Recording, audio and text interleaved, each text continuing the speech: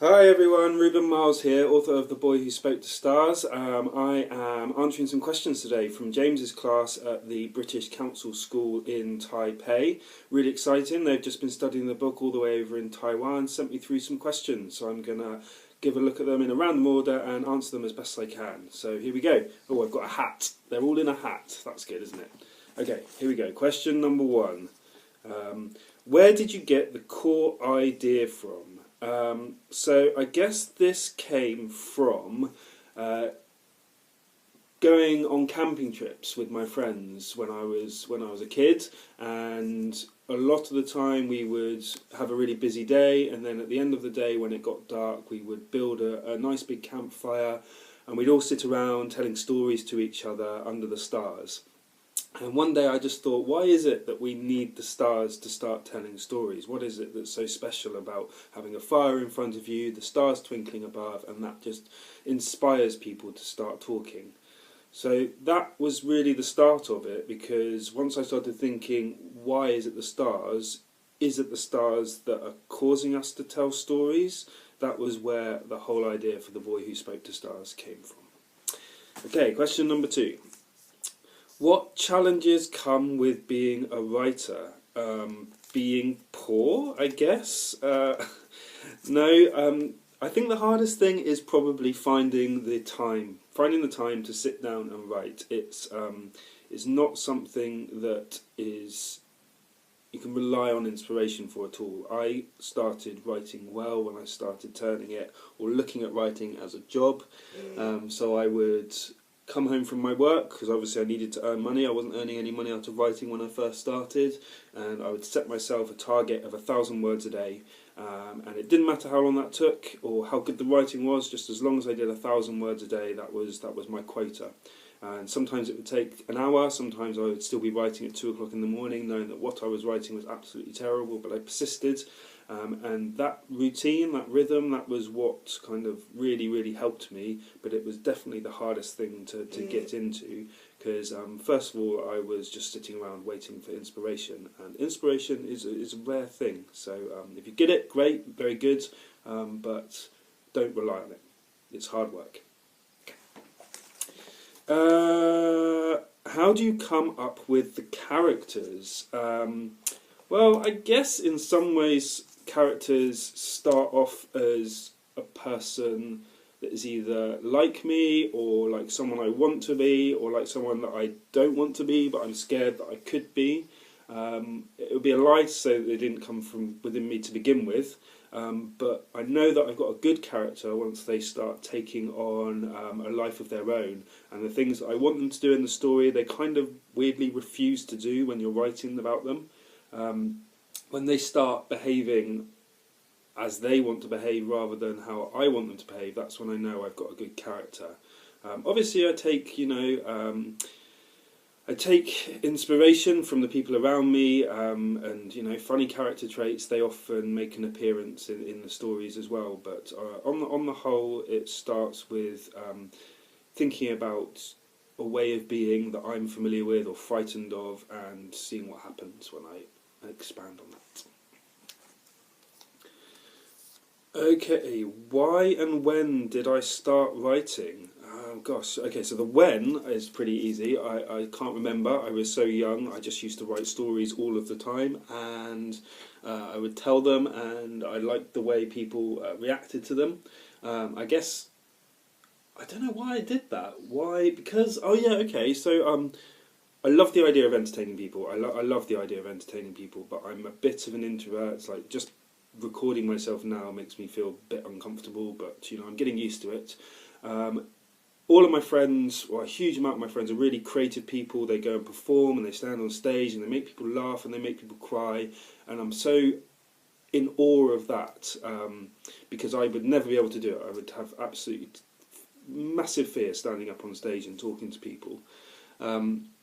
But like I say, I really wanted to entertain, so I thought the perfect way of doing that is writing a story, because I can give it to someone and they can read it and I don't have to be there. It's kind of like my thoughts have just been put somewhere else and then they're being put in someone else's head through this wonderful thing that we call a book.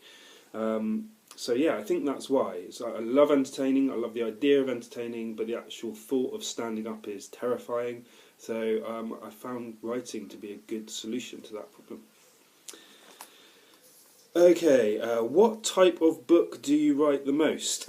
Okay, well, I've only written 2 books, The Boy Who Spoke to Stars and the next one in the series, which is going to be called The Girl Who Didn't Die.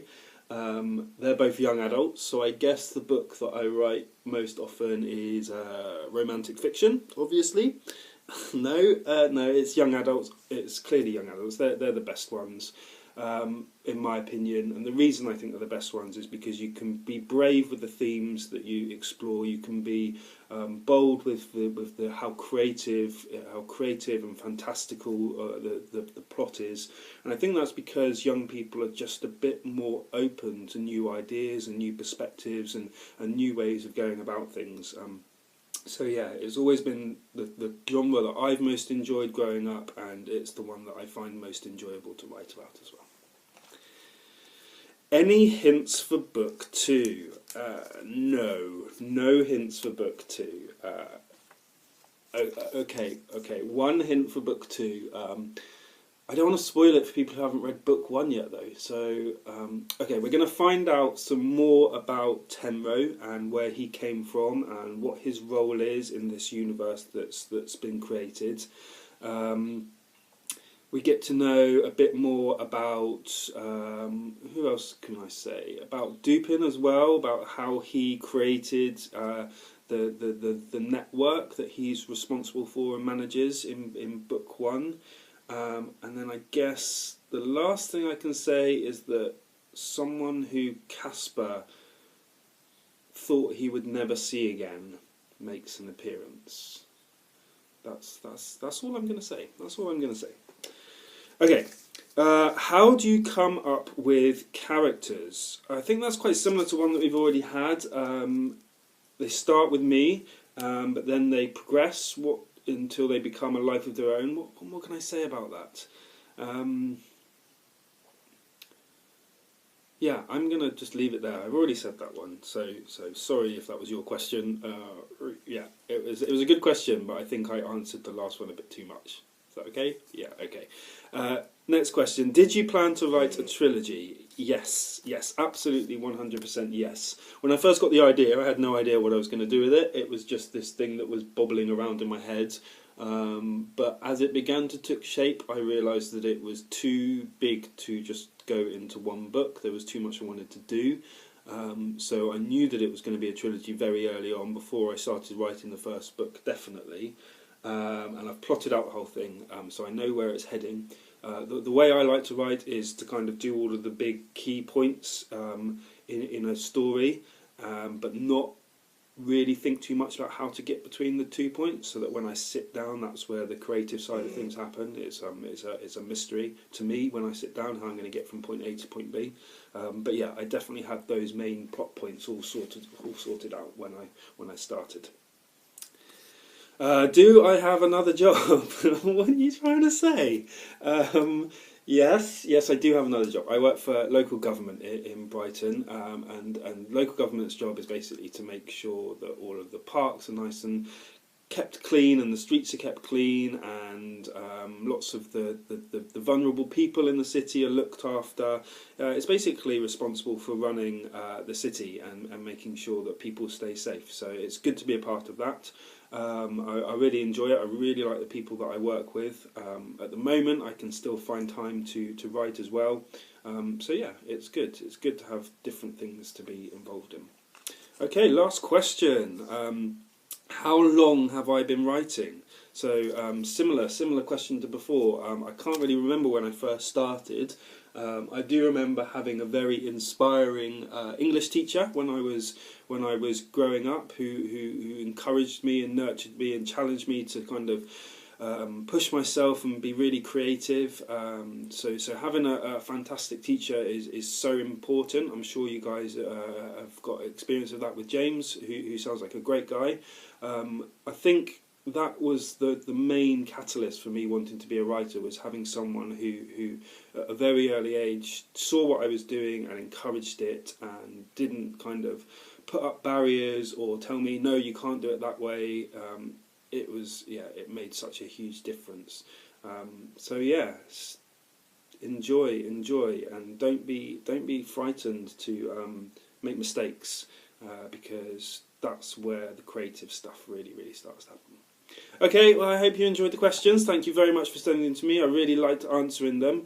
You can check out more information about the book in the links below, or find me on social media. There's going to be some information there as well. If you're interested in learning about the book, having it in your own school, then please email me at awritercalledben@gmail.com, and I'll get in touch because I love doing this kind of things. Okay, thanks a lot, guys. See you later. Bye.